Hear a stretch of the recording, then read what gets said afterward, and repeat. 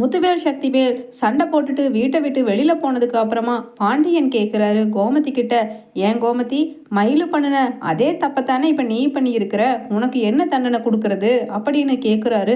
உடனே அதிர்ச்சி ஆகி ஷாக் ஆகி பார்க்குறாங்க கோமதி. என்னங்க சொல்கிறீங்க, மயிலும் நானும் ஒன்றா அப்படின்னு கேட்க உடனே பாண்டியன் சொல்கிறாரு, ஆமாம் கோமதி, மயில் நம்ம எல்லாரையும் ஏமாத்துனா, கட்டின புருஷன் முதல் கொண்டு அதே மாதிரி தானே நீயும் ஆஜிய கதிருக்கு நீ தான் கல்யாணம் பண்ணி வச்சங்கிறத என்கிட்ட மறைச்சதும் இல்லாமல், ஏண்டா சரவணா உனக்கு தெரியுமா, செந்தில் உனக்கு தெரியுமா அப்படின்னு கேட்குறாரு.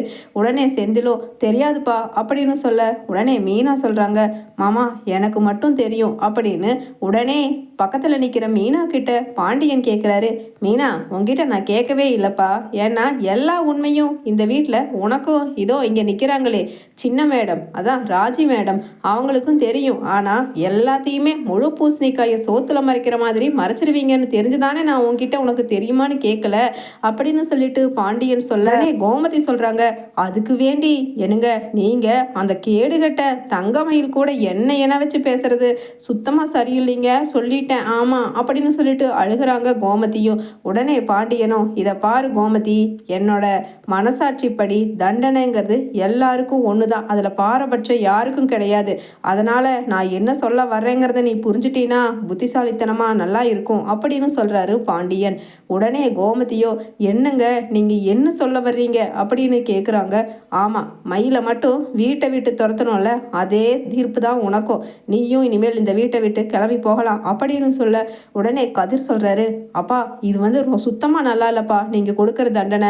ஏன்னா இத்தனை வருஷம் நமக்காகவும் நம்ம வீட்டு மெம்பர்ஸ்க்காகவும் உழைச்ச அம்மாவை வீட்டை விட்டு போக சொன்னால் அது பெரிய பாவம்ப்பா அப்படின்னு கதிரும் சொல்ல உடனே அங்கே பாண்டியன் கதிர் கன்னத்தில் ஓங்கி பல்லார்னு அரைஞ்சு, டேய் அத்தனை பிரச்சனைக்கு காரணம் இவளை கட்டிட்டு வந்ததால தான், நீ பண்ணின தப்புக்கு தான் இப்போ கோமதியும் சேர்ந்து தண்டனையை அனுபவிக்கிறா, எல்லாருமே கூட்டு களவாணிக தானே, அப்போ நான் ஒருத்தன் தானே இழிச்சவாயே, என் பேச்சை கேட்டு இதோ எனக்கு பின்னாடி நிற்கிறானே சரவணன், அவனும் தான் இழிச்சவாயே, ஏண்டா சரவணா இந்த குடும்பத்தில் நீயும் நானும் தான் இழிச்சவாயங்க அப்படின்னு சொல்லிட்டு கேட்க உடனே சரவணனும், அப்பா இது வந்து அம்மா வேணும்னு படலைன்னு சொல்கிறாங்களப்பா அப்படின்னு.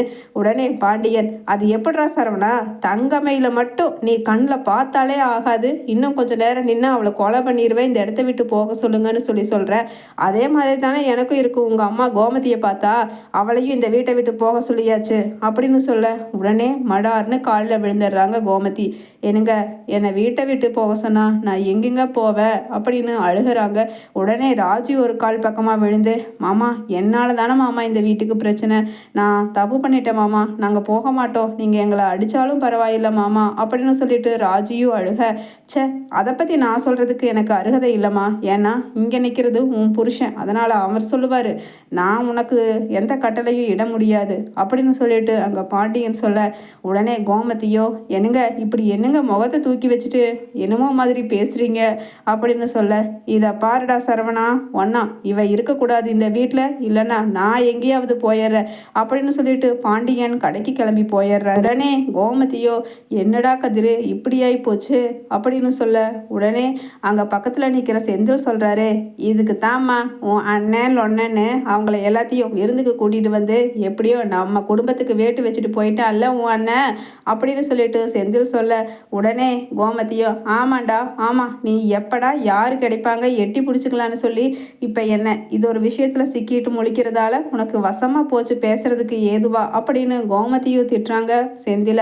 உடனே மீனாவும், என்னங்க நேரம் காலம் தெரியாமல் ஏங்க அத்தை மனசை எச்சா காயப்படுத்துறீங்க, அத்தை வாங்கத்தை நீங்கள் இல்லாட்டி கொஞ்ச நாள் குவார்ட்டர்ஸில் இருந்துட்டு போகலாம் அப்படின்னு சொல்லிட்டு கூப்பிடுறாங்க. உடனே கதிர் சொல்கிறாரு, அம்மா நீ வீட்டை விட்டு போனனா நானும் ராஜியும் கண்டிப்பாக வீட்டை விட்டு போயிடுவோம், ஏன்னா எங்கள் 2 பேர்த்துக்கும் வேண்டித்தானே நீ அப்படி பண்ணுன அப்படின்னு சொல்ல உடனே ராஜி சொல்கிறாங்க, இல்லைங்க எனக்காகத்தான் அத்தை அப்படி பண்ணாங்க, இதில் எதுவுமே ஒரு பாவதும் அறியாதது நீங்கள் தாங்க, கடைசியில் உங்கள் அப்பா கிட்ட திட்டு வாங்கிட்டீங்க கதிர் அப்படின்னு சொல்லிட்டு ராஜியும் சொல்ல உடனே மீனா சொல்கிறாங்க, அதை பற்றி பேசி ஒரு பிரயோஜனமும் இல்லை, மாமா என்ன சொல்லிட்டு போயிருக்காரு, அவர் திரும்பவும் இங்கே வர்றதுக்குள்ளே நீங்கள் வீட்டில் இருக்கக்கூடாதுன்னு சொல்லி சொல்லியிருக்காங்க. வாங்க முதல்ல குவார்ட்டர்ஸ்க்கு கிளம்பலாம். ராஜிமா எங்கம்மா உங்கள் லக்கேஜெல்லாம் நான் எடுத்துகிட்டு வரேம்மா அப்படின்னு மீனாவும் சொல்ல, உடனே ராஜியும் மீனாவும் பேக் பண்ணுறாங்க. உடனே செந்தில் சொல்கிறாரு, ஏய் மீனா, உனக்கு என்ன கிறுக்கு பிடிச்சி போச்சா? நம்ம கொஞ்சம் ப்ரைவசிக்காகவும் தள்ளி இருக்கணும், யாரோட தலையீடும் வேண்டாம் குடும்பத்தில் இருக்கிறவங்கன்னு சொல்லித்தானே நம்ம தனியாக அங்கே போய் குவார்ட்டர்ஸில் இருக்கோம். இப்போ என்ன, அப்பா ஒருத்தரை தவிர நம்ம குடும்பத்தையே நம்ம கூட கூட்டிகிட்டு போய் வச்சுக்கிற மாதிரி தானே இவங்க எல்லாரையும் கூட்டிகிட்டு போனா அப்படின்னு சொல்ல, உடனே கோமதி காதில் விழுந்து, அடே அடே நீ ஒன்றும் கவலைப்படாதடா, நாங்கள் ஒன்றும் உன் வீட்டுக்கு வந்துட மாட்டோம். என்ன, என் புருஷன் மனசு மாறுற வரைக்கும் 2 நாள் இருக்கலான்னு நினச்சோம். தப்பு தான் மன்னிச்சுக்க அப்படின்னு சொல்லிட்டு அங்கே கோமதியும் அழுகிறாங்க. இதுதான்டா என்னமோ சொல்லுவாங்களே, அரசனை நம்பி புருஷனை கைவிட்ட கதைன்னு, அந்த மாதிரி என் புருஷன் பாண்டியன் அடித்தாலும் பிடிச்சாலும் என்னை கடைசி வரைக்கும் கண்கலங்காமல் காப்பாற்றுவார். இதோ இங்கே நிற்கிறாளே என் அண்ணன் பிள்ளைன்னு சொல்லி பாசத்தில் என் பையனுக்கு கட்டி வச்சு கடைசியில் என்னோட வாழ்க்கைக்கே ஒல வச்சுட்டீங்களேடி பாவீங்களா அப்படின்னு சொல்லிட்டு புலம்புறாங்க. உடனே கதிர் சொல்கிறாரு, அம்மா இப்போ நீ ராஜியை பேசுகிறது தப்புமா, ஏன்னா நீ தானே அவளை எனக்கு கல்யாணம் பண்ணி வச்ச. இப்போ போய் பேசி என்ன பிரயோஜனம்? வா நம்ம 3 பேரும் எங்கேயாவது ஒரு பக்கம் வாடகைக்கு வீடு எடுத்து கொஞ்ச நாளைக்கு தங்கிக்குவோம் அப்படின்னு கதிரும் சொல்கிறாரு. அதே சமயம் பாண்டியன் வீட்டுக்குள்ளே வந்துடுறாரு அன்னைக்கு சாயங்காலம். டேய் சரவணா, என்ன நான் தான் இந்த வீட்டில் உங்கள் அம்மா இருக்கக்கூடாதுன்னு சொல்லிட்டு போனேன்லடா, என்ன இன்னமும் இருக்கா அப்படின்னு கேட்குறாரு.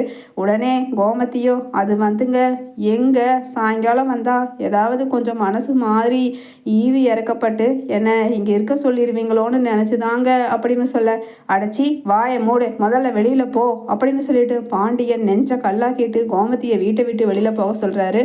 உடனே உள்ள திரும்பி கூட பார்க்காம போகிற பாண்டியன் கிட்ட கதிர் சொல்கிறாரு, ஒரு நிமிஷம், நானும் ராஜியும் கூடவே சேர்ந்து போகிறோம். ஏன்னா எங்கள் 2 பேர்த்துக்கு கல்யாணம் பண்ணி வச்சு தானே அம்மா அவங்க எல்லார்கிட்டையும் திட்டு வாங்குறாங்க.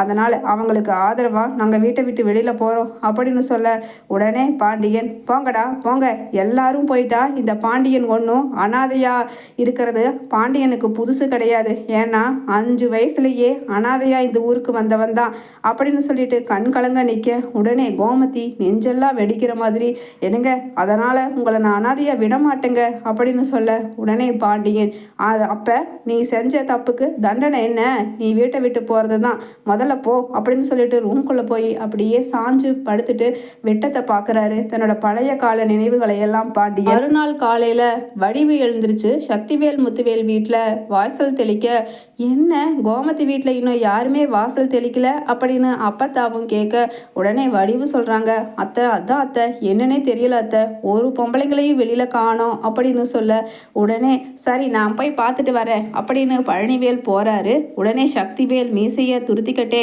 டேய் பழனி, இனிமேல் அந்த வீட்டுக்கு போனா உனக்கு இந்த வீட்டில் இடம் கிடையாது அப்படின்னு சொல்ல, உடனே பழனிவேலோ, அண்ணே இதெல்லாம் அநியாயம், என்னை தூக்கி வளர்த்த அக்காவை பார்க்கக்கூடாது, அவங்க வீட்டுக்கு போகக்கூடாதுன்னு சொல்றது ரொம்ப ரொம்ப தப்புனே அப்படின்னு பழனிவேலு சொல்ல, உடனே முத்துவேல், டேய் பழனி, என்னையிலிருந்துடா அண்ணங்க பேச்சை எதிர்த்து பேசி மீறி பேசி பழகியிருக்க, முதல்ல உள்ள போ அப்படின்னு சொல்லிட்டு சொல்ல, உடனே அங்கே பாண்டியன் வந்துட்டு வாசல் கூட்டி தெளிக்கிறாரு. உடனே அதை பார்த்துட்டு சக்திவேல், ஆஹா இந்த குடும்பத்தில் யாருமே இருக்க முடியாமல் எல்லாரும் அதுக்கிட்டு ஓடி போயிட்டாங்களா அப்படின்னு சொல்லிட்டு சத்தம் போட்டு சிரிக்க, உடனே பாண்டியன் பல்ல வெறுகிட்டு பார்க்குறாரு. பின்னாடியே வந்து நிற்கிற சரவணனை பார்த்துட்டு பல்ல சிரிச்சுக்கிட்டே சொல்கிறாரு சக்திவேல், என்னடா என்ன இன்னும் நீ ஒருத்தந்தான் உன் அப்பங்கிட்ட ஒட்டிக்கிட்டு இருக்கியா?